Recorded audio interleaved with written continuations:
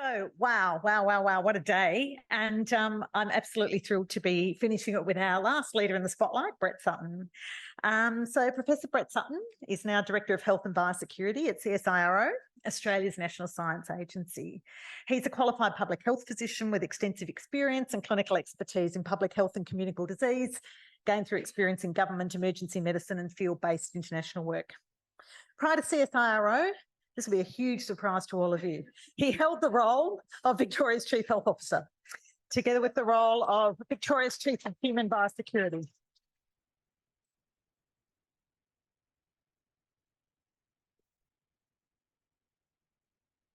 In this role, he played a leading role in guiding the public health response to COVID, including a statutory decision maker and departmental spokesperson. And that's what he tells us. But I think what all of you and I know is that he was just one of the most trusted, wise, calm voices of the pandemic. And we're enormously grateful. And I'm so grateful that you're with us, Brett. Thank you. Thank you. There we go. All right. Tell us about the picture, Brett. My father and me, Yeah. my father and I, in Croydon in 1970, I think it would have been. I don't know why I chose this. I didn't think about it. It was a heart thing. I'd been cleaning the studio at my place in the last couple of weeks, found this, kept it out and thought about it today. My father died in 1978. I was 9 years old. And I think I look at this photo and I can't remember much about him. That's always been a bit of a concern to me. I was just too young, except that I loved him. And this is me, little egghead,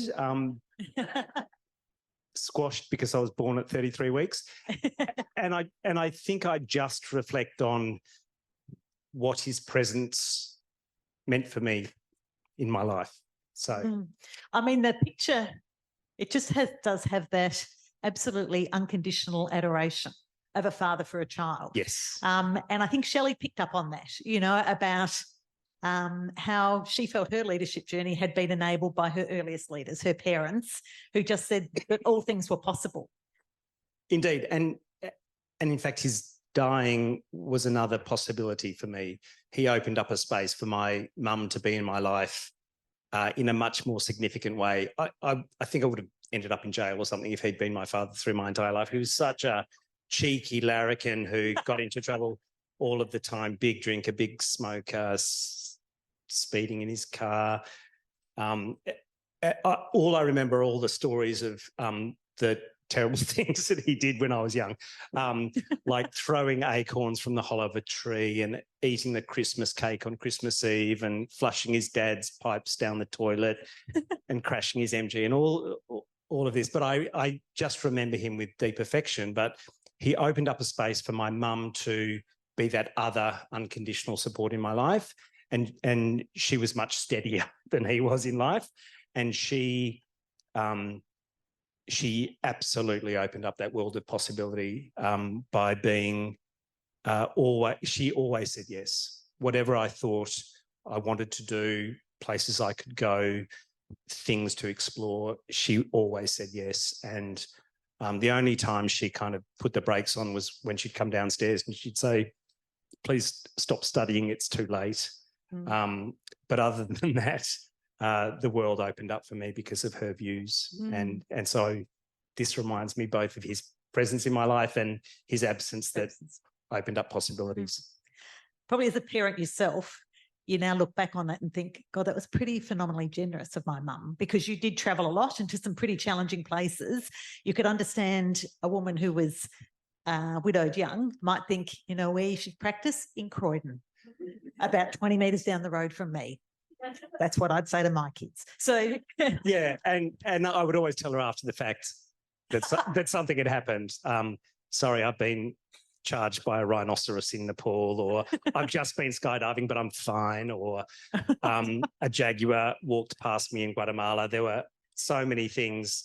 Actually, she'd usually find out a month later because you have to go to the post restante and send a letter and update. That was... You didn't put it on your Insta profile. I didn't put it on my Insta profile. Hashtag sorry.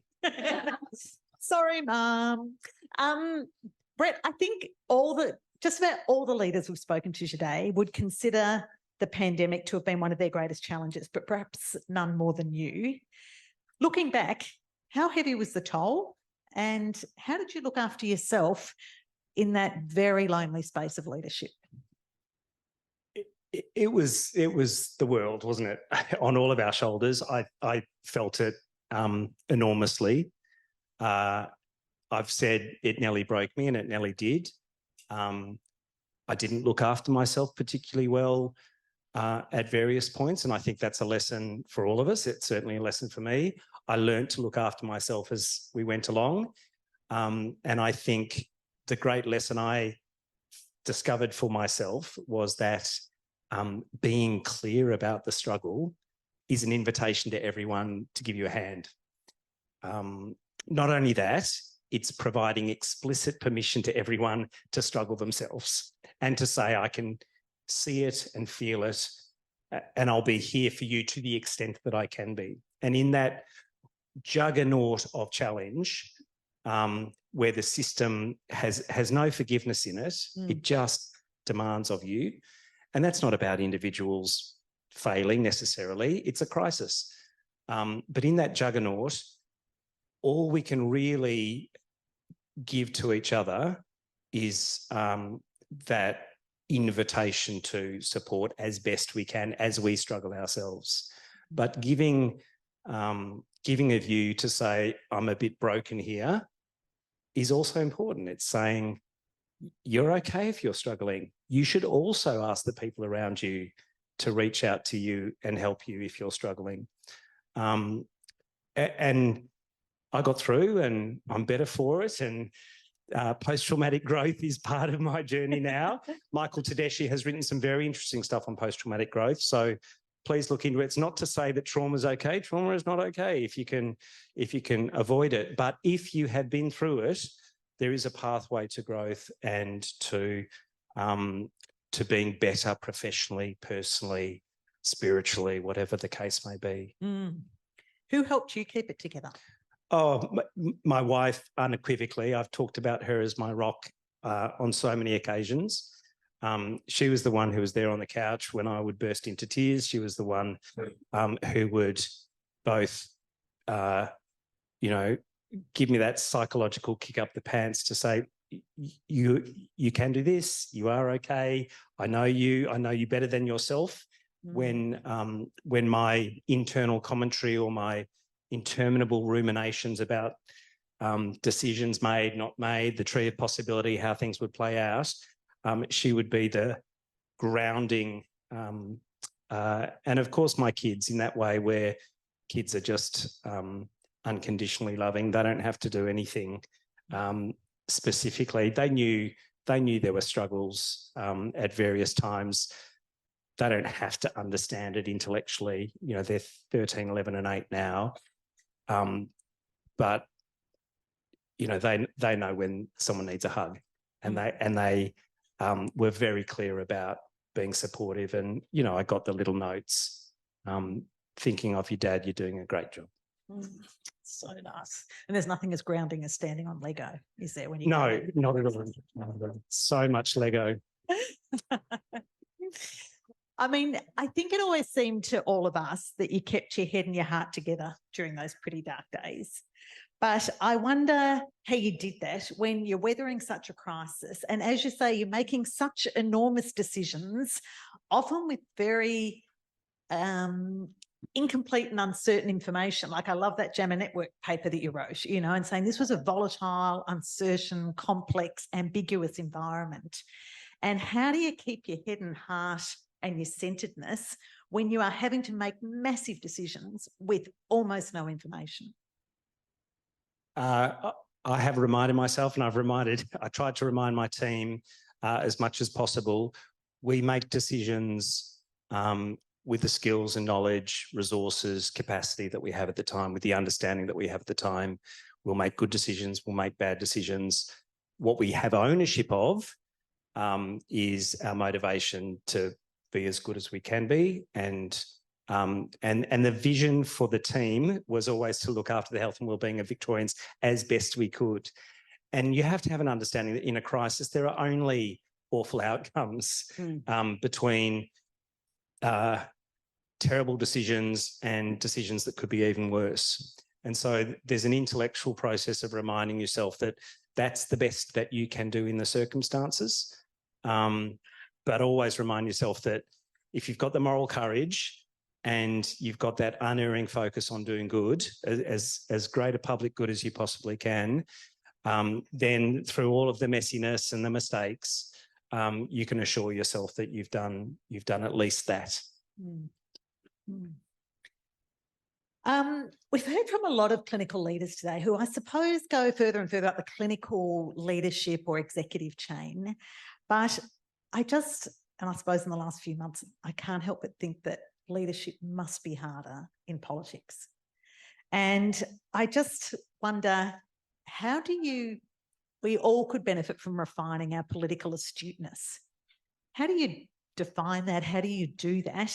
How do you work in that environment, knowing, as you say, there's only the least bad choices and that there's a lot of stakeholders and sometimes you're sitting with an uncomfortable compromise? I don't know the answer. I really don't. I think it's a really tricky place to navigate. Politics doesn't have a lot of humility. There's some really tough people, tough conversations, and decisions made for bigger issues that are invisible to you, and things said that you can't be sure of the truth of them. Or how anyone really feels about what you've done or what you've said or who you are.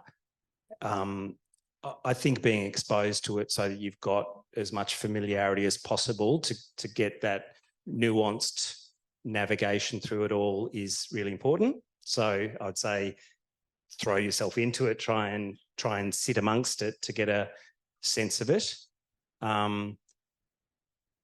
Beyond that, don't go into it. Isn't it? And honestly, again, the moral courage of your decision making is all you have at the end of the day, and don't hang your hat on being loved or hated or anything in between through all of that, because in a crisis you'll be loved and hated. That's a given. And of course there'll be some contingency. Everyone wants to feel like they're valued. Everyone wants a sense of belonging. Everyone loves the attachment and affection of those around them. But there's just tough stuff and messy stuff in that space. And so I think you have to sit with that and not make some deep contingency of your self-value on the views of others. And sometimes you could get through and you've built bridges and everyone is very supportive of you, but you might have fallen off an ethical pathway, in my view. Maybe you've burnt some bridges on the way, but you've done the right thing in your own mind. So I don't know the answer to that, and everyone will find their own threshold for those decisions, but it's not all pretty, that's for sure. No. And what you're talking about in terms of, look, your wheels within wheels, and sometimes you don't know what's driving decisions, what strings are being pulled above and beyond you. I guess that's true for all of us as leaders, right? You know, sometimes we're doing that as well. We'd love to be able to tell people the whole story, but we're sort of not in a position of being able to. It sounds to me like with your team, in some respects, you said, trust me and come along, because I suspect there were things you couldn't share with them as well. Yeah, and you have to be honest about what you can't be open about. And so you say, I'll tell you everything I know that I can, and I'll tell you when I can't tell you something. But actually, mostly they didn't want to know. They had a mission. It was, it was more technically focused, or it was more decision support focused. Amazing loyalty, amazing passion, amazing focus on that public good piece. And in a sense, the kind of messy navigation was not of too much interest. I'm sure there was some curiosity, but they, the support behind even the idea of a chief health officer, I think, putting me aside, I think there's this enormous loyalty to a figure who's making statutory decisions in public health orders that affect 6.7 million people. And so they just got in behind that vision, which was amazing. And it strikes me that that sort of teamwork and commitment and shared vision, that doesn't just crop up in a pandemic, in my experience. You must have had a great team who were very value-centred, true north people before you started. Yeah, they absolutely were. They absolutely were. That said, I learned through the pandemic to be more giving of myself in so many areas. And so whether it was talking about my struggles mentally and, you know, in my personal and professional life, I would be more open about it. Again, it's that invitation to come along together and to say, I feel you. Do you feel me? We can do this. You know, it's partly saying, you know, I recognise that this dark tunnel is tough, but I can see a light at the end. And so if I talk to you about the tough stuff, but I say we'll get there, then I hope you have some faith in those proclamations as well. There's nothing more powerful than I hear you, I'm here for you. Right? Indeed. I'm just interested, again, I guess, in the last few months, just the constant scrutiny of media and social media and how that impacts you as a leader. How did you remain calm and centred and compassionate? You've already alluded to this a little bit, that you can't afford to be concerned about whether they've got a noose with your name on it in Spring Street or a doona cover with your picture on it. You know? Or both. Or both. Indeed, yeah. A doona cover with a noose. I mean, I'm sure over the course of today, you've talked a lot about authenticity. Actually, everyone's authentic. Everyone's got an authentic self. It's in the communication that, you know, when we talk about this person's authentic, that person isn't authentic, we're actually talking about how they are presenting themselves to the world. And again, in the journey over the last few years and in front of media, I kind of found that in myself. There was a little bit that was natural, absolutely, but I also made deliberate decisions about letting it manifest, whether it's the tremulousness of speaking or the pause and the reflection and the speaking to things that are personal and existential, you know, that aren't the usual fare of public health or technical leadership. I was deliberate in revealing that because that was me. And some of it felt natural, some of it I had to step into the fray and experience the discomfort, but actually it came back in social media in a very supportive and lovely way. And, you know, maybe any show in Victoria through those times would have gotten 175,000 Twitter followers, but I could see that people were responsive to me being sometimes cheeky, sometimes a bit of shade, sometimes lightheartedness, sometimes a bit sweary or whatever else it might be. And so that natural communication was reinforced in that. In the critiques and the vitriol that comes back on social media, I think you have to categorise it. There's batshit crazy vitriol, which I think you can just put to the side. And then there's reasonable vitriol, which is, I've suffered through your decisions. We're all struggling here. I don't like this, that, or the other.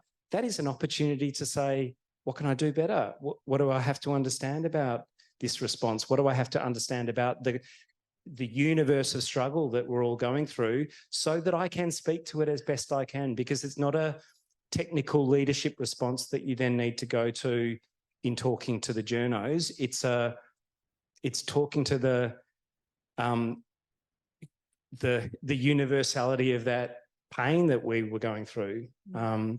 And so that was a learning experience. And then, you know, the love's kind of in a funny category as well. There's batshit crazy love, which is fine. But there's also, you know, we can hear you as an authentic voice, and thank you for that stewardship. I love that, because I think actually all of us as leaders, we are hoping, and I hope today we've all sort of invested in, we want to have a feedback-rich culture. We want to hear where things are, where there are gaps and so forth. But there is an element of, there's some of that stuff you just have to say, I'll take that as a comment, and some of that stuff that you can really take on board. Was it clear to you where the line was? Not always. Sometimes, you know, when 5G is murdering our children and, you know, you've injected microchips into all of us, of course you can set that aside. Yeah. But a lot of it, no. A lot of it, it's very challenging because you hear it and it's confronting. You've made decisions, you've gone down a particular pathway, and the Freudian or whatever, Marie, psychological defense you might go into, the default is, no, surely we've done the right thing here, or, you know, of course that's poorly informed. But actually, in a crisis where information is poor and we're learning as we go along, there'll be a lot of stuff that you're wiser 6 months later, or that there's no right answer. Some people put freedom here and life here. Some people put life here and freedom somewhere in the middle. These are the deep questions of life and values. Yeah. And no right answers there. I put my priorities up front, but they're not everyone's, that's for sure. Yeah.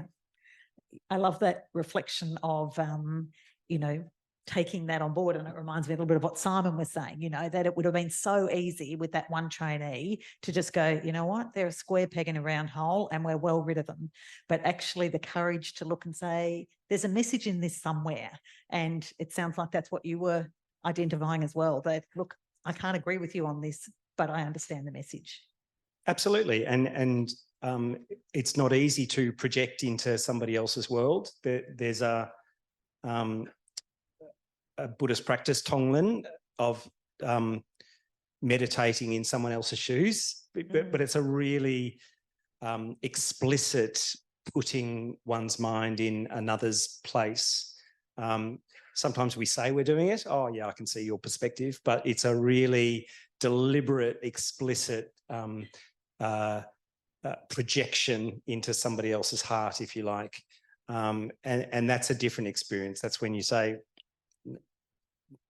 I get it, and there's no easy in between here, but that richness of understanding does help in your decision making, I think. So many themes that we've heard such a lot about today, curiosity, and in some respects what you're talking about is putting your head in someone else's heart, and saying, I get this. Indeed. I get how this feels for you. Brett, I could talk all day to you, but I think we might be pretty close to the end of the day and a glass of wine is beckoning us all. But can you bear to take the leadership quiz with us? Sure, I can. All right, here we go for the last time. Sherbet or skyhooks? Skyhooks. Skyhooks? Yeah. Barbie or Oppenheimer? When I saw the Barbie advertisement, it said, if you love Barbie, you'll love this movie. And if you hate Barbie, you'll love this movie. I guess I'm going to love the movie, but it's because I hate Barbie with a passion. So Oppenheimer. All right. What's your guilty pleasure? I have no guilty pleasures. All pleasures should have no guilt associated with them. No guilt associated with them. I love that. Pineapple on pizza, yay or nay? Nay. Oh, very good. No one's done this more than you. The moment before I walk on stage.